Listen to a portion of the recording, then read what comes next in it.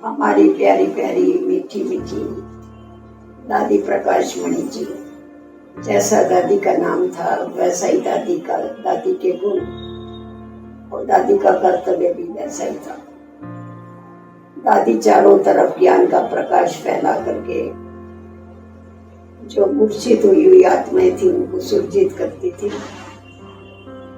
बाबा और सेवा, इसके बिगड़ दादी को कभी भी कुछ सूझता नहीं था। दादी सदैव बाबा के लव में लीन रहती थी। दादी का हंसता हुआ चेहरा जो भी देखता था वो भी खुशी से झूम जाता था। कितनी भी बड़ी समस्या होती थी, परंतु दादी का सरल स्वभाव होने के कारण दादी उस समस्या को कुछ चंद मिनटों में ही हल कर डालती थी और सामने वालों को एकदम हल्का कर देती थी। अगर कोई कुछ गलती करता था तो दादी सावधानी जरूर उनको देती थी। उनकी दादी मर्यादा पुरुषोत्तम होने के कारण दूसरों को भी ईश्वरीय मर्यादाओं पर चलाने में वो बड़ी चुस्त थी। सामने वाले को गलती रियलाइज करा करके उसको माफ करके दादी उस बात को भूल जाती थी और दूसरे ही सेकंड हम देखते थे दादी उनके साथ घुल मिल जाती थी। तो ये बहुत बड़ी विशेषता दादी में थी।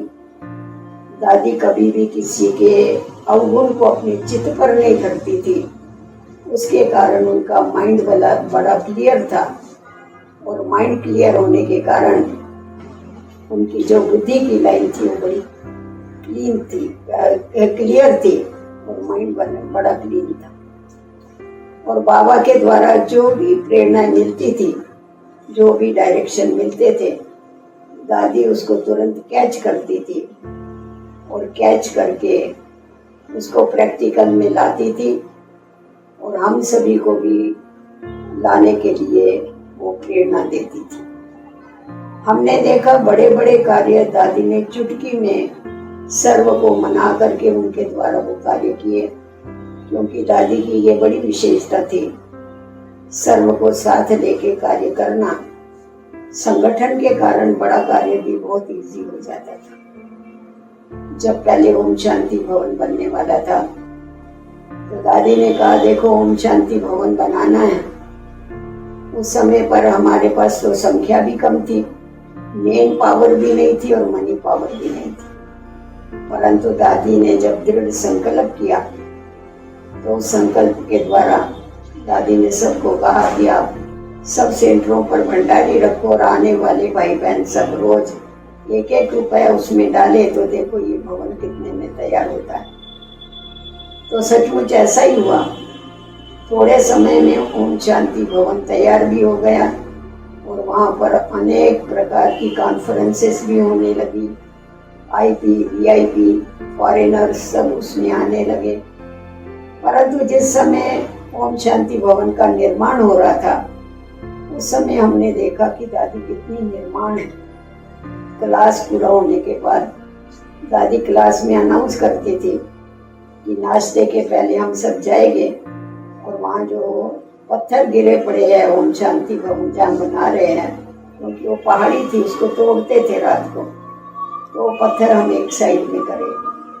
तो सबसे पहला नंबर तो दादी आगे चलती थी और सारी पलटन उसके पीछे जाके 15-20 मिनट में कितने पत्थर एक साइड में कर देते थे।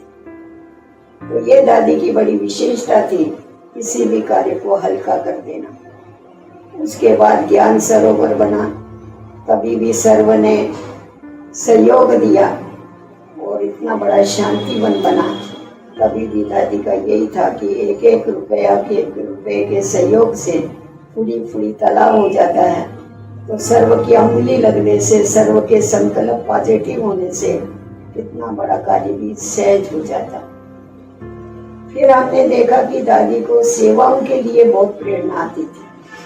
वैसे भी जब नीचे ओम अपना शांतिवन बन रहा था, अभी बना ही नहीं था, तो दादी को ये था कि उसको यूज करना चाहिए, क्योंकि यहाँ गरीबों की एक पाई लगी हुई है, तो उसको जितना यूज करेगी उतना पैसा वसूल होगा।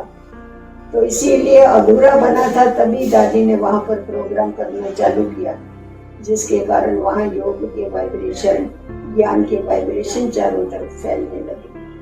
फिर उसके बाद दादी को ख्याल आया कि क्यों नहीं ऐसे प्रोग्राम करें जिसमें 1-1 लाख लोग आवे। हम सभी ने कहा कि अभी तो हमारे पास हजारों लोग भी मुश्किल इकट्ठे होते हैं, लाख लोग कैसे आएंगे। तो दादी ने कहा देखो, बाबा ने दादी को बोला है तो जरूर लाख लोग इकट्ठे हो जाएंगे। तो हम लोगों ने भी, सब भाई बहनों ने मिलकर के चारों तरफ सारे भारत में 20 नाखून का जोर लगा के अनेक प्रोग्राम रखे, बड़े बड़े मेगा प्रोग्राम रखे। तो लाख क्या, पर समय के ऊपर 2-2 लाख लोग भी इकट्ठे हुए। तो ये हमने देखा कि दादी जो थी वो दृढ़ संकल्पधारी थी, उसके संकल्पों में बड़ी ताकत थी। फिर एक बार शिवरात्रि पर दादी को ऐसा लगा कि क्यों नहीं हम जो 12 ज्योतिर्लिंगम हैं, शिव बाबा की यादगार सारे भारत में तीर्थ स्थान, उसकी रथ यात्राएं निकालें। तो सब जोन्स को बांट के दिया गया है, जहाँ जहाँ पर मंदिर थे उन जोन्स वालों ने सबने ट्रकों में बहुत सुंदर सुंदर रथ तैयार किए। वो जो मंदिर थे उसकी भी बैठ करके वैसे ही मॉडल बनाए और भारत के कोने कोने में, गांव गांव में ईश्वरीय संदेश पहुंचाया। उस समय पर हमें पब्लिक का बहुत बहुत रिस्पांस मिला, क्योंकि पहले लोगों में ये गलतफहमी थी, ये भक्ति को नहीं मानते हैं, ये उसके बाद हिंदू धर्म को नहीं मानते हैं, पता नहीं कौन सा धर्म बोलते, आदि सनातन देवी देवता धर्म। परंतु जब ये रथ यात्राएं निकली तो उनकी सब गलतफहमियां निकल गई और उनके बुद्धि में ये आया कि ये हमारे में से एक है। ये समझने के बाद हमारे गांव गांव में गीता पाठशालाएं खुली, अनेक लोगों ने लाभ उठाया और सेवाओं की बहुत बढ़ोतरी हुई। तो हमने ये देखा कि दादी के अंदर दृढ़ता, पवित्रता, सत्यता होने के कारण दादी जो भी करती थी उसमें सदैव सफल होती थी। और दादी का जब भी हम लोग सम्मान करते थे, चाहे बाहर वाले चाहे ब्राह्मण, जब दादी कहाँ भी जाती थी तो दादी का सम्मान करते थे। दादी अति निर्माण थी, निरंकारी थी। तो दादी कहती थी देखो, ये मेरा सम्मान नहीं है, ये तो बाबा का सम्मान है, बाबा ने तो मेरे को सिर्फ निमित्त मात्र रखा है। तो उसको सदैव कर्ण करावन हार स्वामी याद रहता था। इसीलिए हमने देखा कि दादी में मैंपन की कमी थी। कभी भी उसने मैं नहीं कहा, मैंने ये किया। उसको सदैव ये याद था कि बाबा ने कराया और हम निमित्त हैं। हम कभी दादी से पूछते थे, दादी ये फलानी बात है, इस बात के लिए आपका क्या विचार है? तो दादी कहती थी दादी का ये विचार है। तो दादी के ये शब्द सुन के सामने वाले को खुद को फील होता था कि दादी खुद का पाठ भी कितनी साक्षी होकर के बजाती। मेरा विचार नहीं कहेगी, दादी का ये विचार है, दादी ऐसा कहती है। तो ये समझ में आता था कि दादी कितनी अशरीरी, कितनी निर्माण होकर, निरंकारी होकर के हर कार्य करती थी और उसे भी कराती थी। तो हम भी दादी के साथ मुंबई से लेके दादी के साथ कनेक्शन में रहे, यज्ञ में भी सारा समय दादी के कनेक्शन में रहे।